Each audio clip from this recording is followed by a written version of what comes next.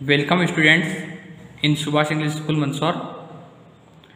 In digital lecture of class 8th Social Science History chapter 1st, the advent and expansion of British Company in India. In part 3 we will continue this chapter. British conquest of Bengal, Bengal पर British की किस प्रकार विजय होती है, यही हम topic में देखेंगे.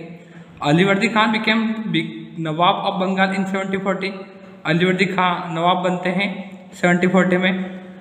ही was the enable and diplomatic ruler. He dislike the activities of the English. ये योग्य और सुव्यवस्थित रूप से शासन चलाने वाले राजा होते हैं. ये नापसंद करते हैं इंग्लिश की एक्टिविटीज़ को, उनके व्यवहार को. He was against the besieging of Calcutta by the British. He died in 1756. Sirajuddaulah became the Nawab of Bengal. इनकी 1756 में मृत्यु के पश्चात सिराजुद्दौला जो है वो नवाब बनता है. Shaukat Jang son of Ghaseti Begum, eldest daughter of Alivardi Khan, himself wanted to be nawab as he got support from Diwan Rajwallabh Mir Jafar, and the brother-in-law of Alivardi Khan and army chief also wanted to become the Nawab. All these under British parentage were feigning conspiracies. Nawab Sirajuddaulah was annoyed due to the fortification of Calcutta by the British. The British were trading in Bengal without paying taxes, and this had an adverse effect on the royal treasury. The British did not give due to respect and gifts to Nawab. Enraged by the provoking activities of British, nawab captured Kasimbazar. Alivardi Khan की मृत्यु के पश्चात जब सिराजुद्दौला नवाब बनते हैं बंगाल के, उसके पश्चात ब्रिटिश की एक्टिविटीज़ को वो भी नापसंद करते हैं, और जो ब्रिटिश का जो व्यवहार रहता है उनके प्रति उनका सम्मान न करना, गिफ्ट न देना, इसके कारण उनको क्रोध हो जाता है, गुस्सा आ जाता है, और नवाब कैप्चर कर लेते हैं वजीम बाजार को. वजीम बाजार फैक्ट्री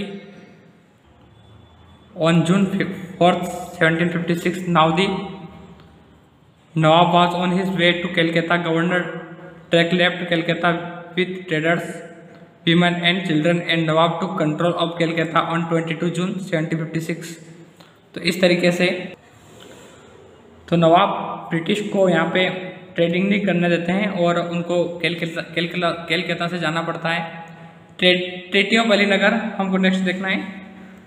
अलीनगर जो समझौता हुआ था. After the fall of Calcutta, Robert Clive led an army to Bengal. Clive in a small war in 1757 reconquered Calcutta, and the Nawab was defeated in the war, and the British compelled the Nawab to concede to their demand. यहाँ पर treaty होती है अलीनगर में. अलीनगर समझौता जो होता है, इसमें रॉबर्ट क्लाइव आर्मी भेज देते हैं जब उनको कैलकाता नहीं मिलता है, और उसमें डिफीट कर देते हैं नवाब को. डिफीट करने के पश्चात, हराने के पश्चात वो समझौता करते हैं और कुछ शर्तें मनवाते हैं नवाब से. तो ये ट्रीटी ऑफ अलीनगर कहलाती है. नेक्स्ट हम देखेंगे battle of Plassey.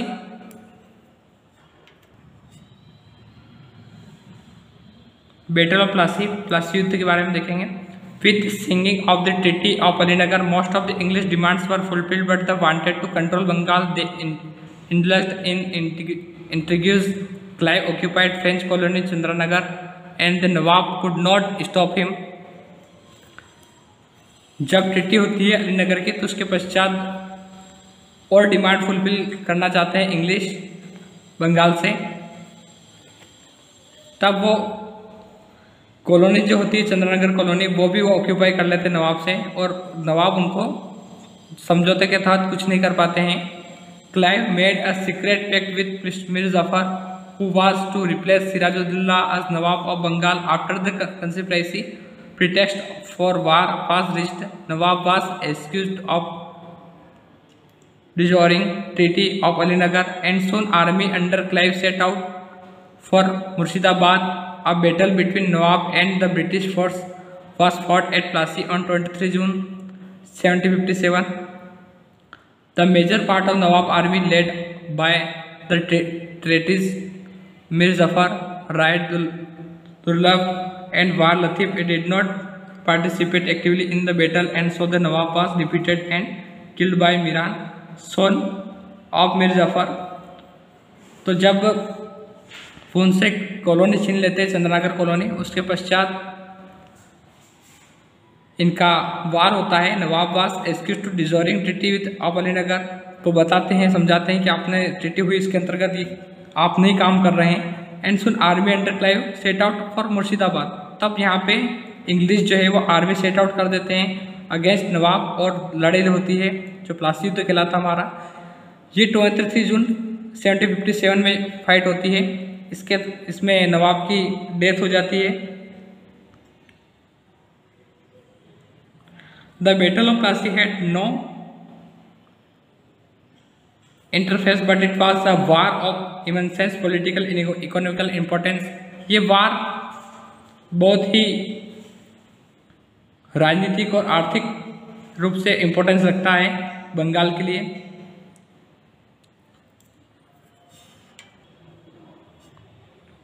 The Battle of Plassey paved the way for the British to loot Bengal.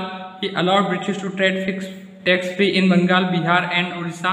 The company also got the zamindari on the 24th Parganas. The company received the right to mine coins in Calcutta. The Battle of Plassey proved decisive as control of Bengal fell into the hands of the British.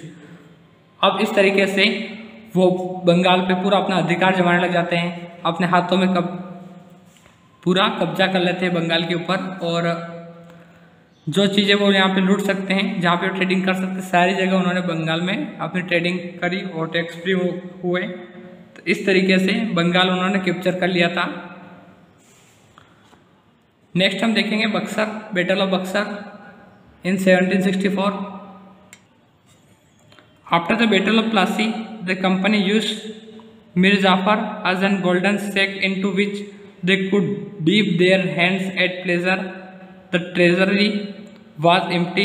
The demands of company kept on increasing. The official and their agent exploited peasant and craftsmen and forced them to sell their goods at cheaper rate and thus made huge profit. The Nawab Mir Jafar did not get an opportunity to take decision in favor of his state's interest, as he was disposed of and his son in law Mir Kasim was made the Nawab of Bengal. अब यहाँ पर battle of Plassey होती है। उसके पश्चात मीर जाफर जो हैं, मीर जाफर को मजबूर कर देते हैं, उसका खजाना जो कि खाली हो चुका होता है उसको मजबूर कर देते हैं कि वहाँ पे उनको कम रेट में सामान देने के लिए, और वहाँ के जो गुड्स हैं वो चीपर रेट में वो ब्रिटिश को बेचना पड़ता है नवाब को।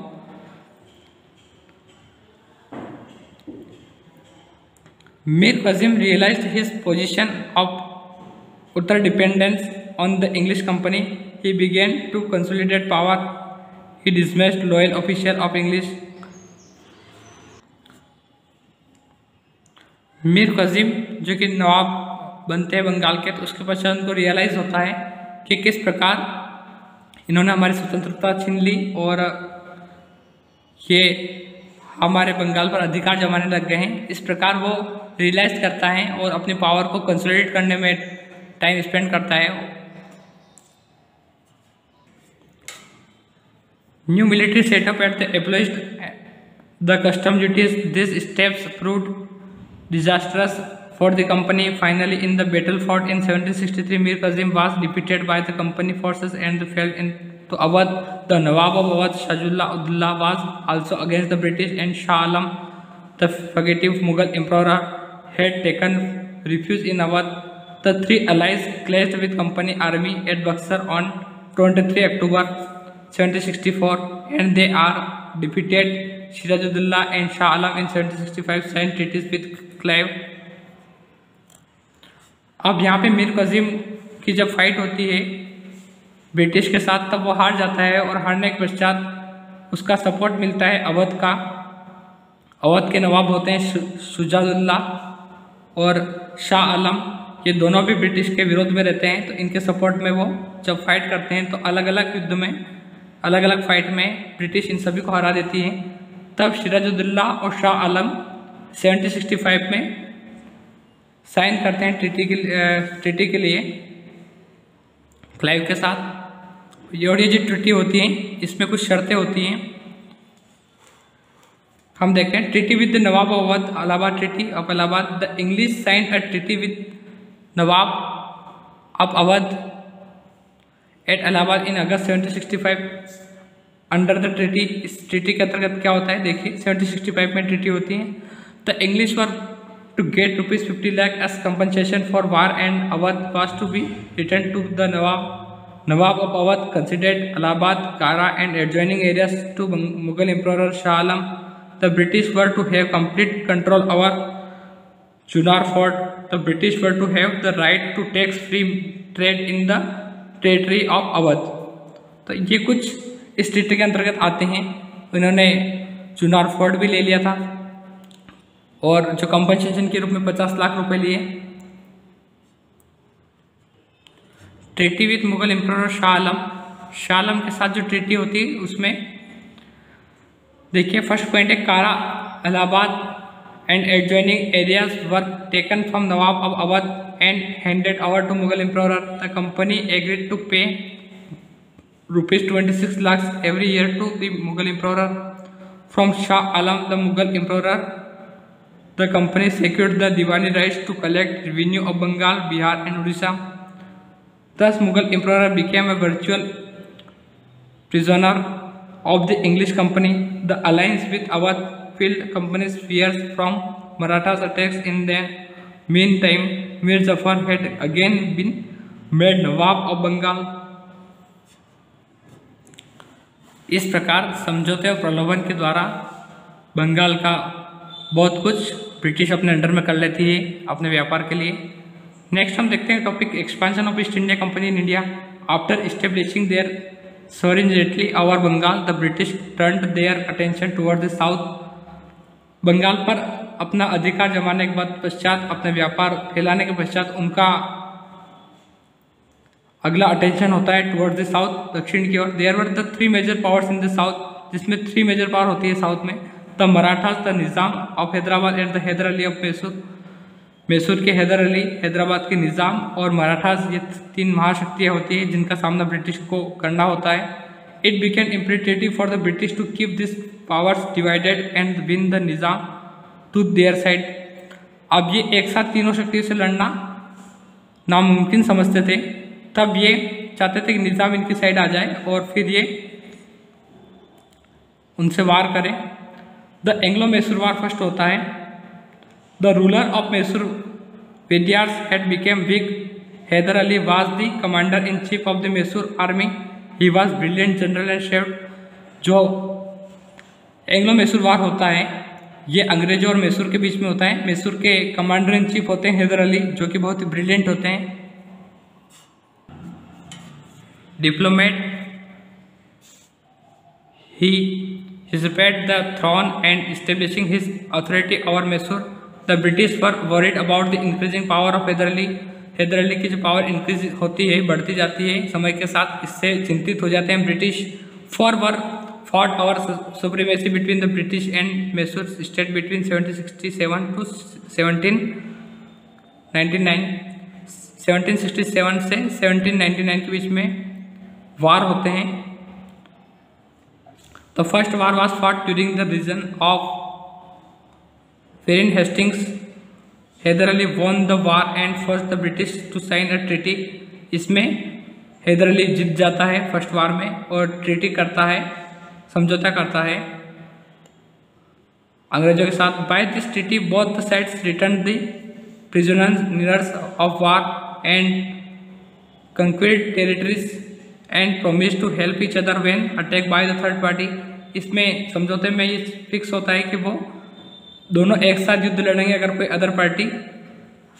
अदर स्टेट के साथ उनको लड़ना होता है, तब ऐसा समझौता होता है। But the British did not keep their side of the pact, लेकिन वो अपनी बात पे अटिक नहीं रहते हैं ब्रिटिश और अपनी बात से हट जाते हैं। This resulted in the second English Mysore war in which the French company helped Hyder Ali.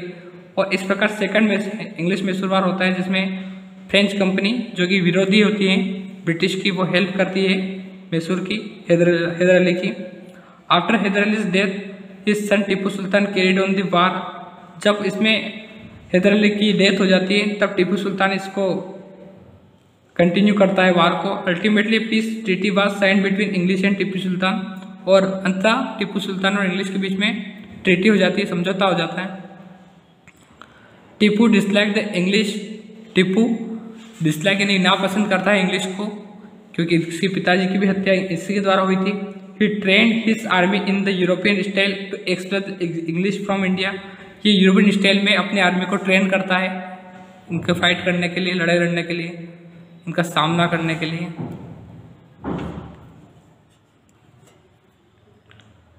Having known the intention of Tipu Sultan, the British declared the Third Anglo-Mysore War. The Nizam and the Marathas were on the side of the English, so Tipu Sultan had to fight it alone. अब यहाँ पर British intention समझ जाते हैं टीपू सुल्तान का कि वो power consolidate कर रहा है, तब ब्रिटिश डिक्लेयर करते हैं थर्ड वार के लिए, और ये थर्ड वार एंग्लो मैसूर वार कहलाता है, थर्ड एंग्लो मैसूर वार कहलाता है, जिसमें निज़ाम और मराठा हैं वो इंग्लिश का साथ देते हैं, और यहाँ पे टीपू अकेला हो जाता है। He was defeated by the British, तब इसकी हार हो जाती है ब्रिटिश के सामने। According to the treaty Tipu had to give away the most important part of this territory, और ट्रीटी के अकॉर्डिंग उसको उसके राज्य का महत्वपूर्ण भाग देना होता है ब्रिटिश को। Tipu again tried to establish his power, और टीपू फिर भी हार नहीं मानते हुए फिर से इस्टेब्लिश करता है अपनी पावर को। He sent his envoys to Arabia, Kabul, Constantinople, France and Mauritius to appeal for help. At that time, the Governor General of the English Company was Lord Wellesley. In accordance to his policy of expansion of declared the Fourth Anglo-Mysore War, Tipu was residing in his capital where he met a martyr's death and the British captured Mysore. और इस तरीके से जब वो टीपू सुल्तान एक बार और अपनी power को कंसोलिडेट में लगता है और अन्य देशों से, अन्य राज्यों से जब हेल्प में मांगता है, तब यहाँ के गवर्नर जनरल जो होते हैं इंग्लिश कंपनी के, लॉर्ड वेलेस्ली, वो उसकी थिंकिंग को समझ जाते हैं और वो उसी वक्त अपनी आर्मी को भेज देते हैं मैसूर फाइट करने के लिए, जो फोर्थ एंग्लो मैसूर वार कहलाता है। और इसमें उसकी डेथ हो जाती है टीपू की, और मैसूर कैप्चर कर लेती है ब्रिटिश, अपने हाथों में ले लेती है। नेक्स्ट हम देखेंगे Anglo Maratha war. The Anglo-Maratha Wars. Mumbai was the western Indian center of the British state, but the surrounding areas were under the control of the Marathas, due to which the British were not able to establish their control. After Mysore, the Marathas were the only power left to challenge the British authority. The British were trying to interfere in the internal affairs of the Marathas. Unfortunately, in the third battle of the Panipat in 1761, the Marathas' power was crushed by Abdali. After the death of the able Maratha ruler Madhav Rao, Raghunath Rao, the uncle of Meena ruler, staked his claim for the throne. Nana Fadnavis and other Marathas, Sardars, the Bhonsle, Gaikwad, Scindia and the Holkars did not support him. Raghunath Rao entered into the treaty with the British and got their support. In this way, the British got a chance to interfere in the internal affairs of the Marathas. In 1775, the first Anglo-Maratha War was fought. अब मैसूर को अपने हाथों में लेने के पश्चात British का intention रहता है कि वो मराठाओं से युद्ध लड़कर, जो मराठा पहले सपोर्ट में थे ब्रिटिश के, अब वो उसके अगेंस्ट हो जाते हैं, क्योंकि वो इनकी नीति को समझ जाते हैं कि ये क्या करने वाले हैं। तब यहाँ पे वार होता है, और इसमें इस युद्ध में ब्रिटिश की चाल ये रहती है कि वो सभी के बीच में लड़ाई करवा देता है, जिसे हम बोलते हैं फुट डालना। तो फुट डालने के काम करते हैं, और मराठाओं के बीच में एकता नहीं होने देते, यूनिटी नहीं होने देते हैं। और ये वार जो होता है 1775 में होता है। अब फर्स्ट एंग्लो मराठा वार जो होता है, इसमें मराठाओं की हार हो जाती है और 20 ईयर्स के लिए शांति स्थापित हो जाती है। Next, the second Anglo-Maratha War, first fought during the reign of Lord Wellesley, when the contemporary Marathas ruler Bajirao Peshwa II had already signed a pact with the British. In order to acquire the help of the British, he had accepted all the terms of the treaty. The powerful Marathas chiefs of Bhonsle and the Scindia declared war against the British in 1803 to maintain their independence. Both of them were defeated and were left with no other alternative but to enter into separate treaties with the British. In beginning, the Holkar remained to aloft, but soon they also fought against the British to maintain their independence. The ruler of Bharatpur, Rajasthan, helped him. Although the British forces were able to defeat the Holkars, they were unable to defeat Bharatpur and ultimately signed a pact with the ruler of Bharatpur.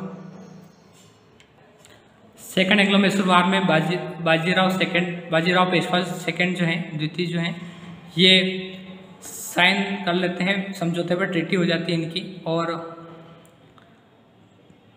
जब मराठाओं में भोसले और सिंधिया जब अलग अलग जब support नहीं कर रहे थे मराठाओं को, तब यहाँ पे ये इस वार में एक हो जाते हैं और फाइट करते हैं अगेंस्ट ब्रिटिश। अब इसमें अलग अलग वार में दोनों की हार हो जाती है, दोनों डिफीट हो जाते हैं और फिर ट्रीटीज़ के लिए सेपरेट ट्रीटी दोनों करते हैं। The third and the last Anglo Mysore war was fought during the reign of Lord Hastings in 1817 to 1818. The Peshwas had already signed subsidiary alliance with the British, but in 1817 the British resident started putting pressure on the Peshwas to sign a new subsidiary alliance and to relinquish his position as the leader of the Maratha Federation. The Peshwa Bajirao II, angered by the continuous interference by the British, declared war on them. The Bhosle and the Holkar also declared war against the British. The British defeated the Holkars, Bhosle and the Peshwas in separate wars. अब यहाँ पर फिर से treaty के लिए, फिर से alliance के लिए जब उनको बाजी पेशवा द्वितीय को बोला जाता है, तब वो नाराज हो जाते हैं ब्रिटिश से कि बार बार इनका सब्सिडी अलायंस का जो रहता है और इनकी फ्रीडम इनसे छीनी जाती है, तो इसके वो खिलाफ रहते हैं। तब इनके सपोर्ट में आते हैं भोसले और होलकर और इनका साथ इनको मिलता है। जब ये